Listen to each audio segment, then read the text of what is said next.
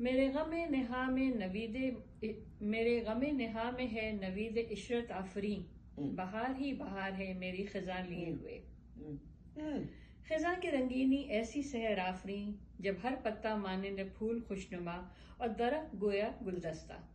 رنگ انسانوں کی بصری ادراک کی خصوصیت ہے، جب فضا میں زرد، شتری، شربتی، اگرئی، توسی، بنفشی، لاجوردی، شنگرفی، قرمزی، بنفشی، نارنجی، جامنی، کسمبری، ارغوانی، امبرین پتے ہوا کے دوش پر درد جدائی سے اینٹتے اور چکراتے، اپنے آخری دموں پر ہونے کے باوجود بھی اپنے بجھتے وجود سے دنیا کو رنگدار کر دیتے ہیں۔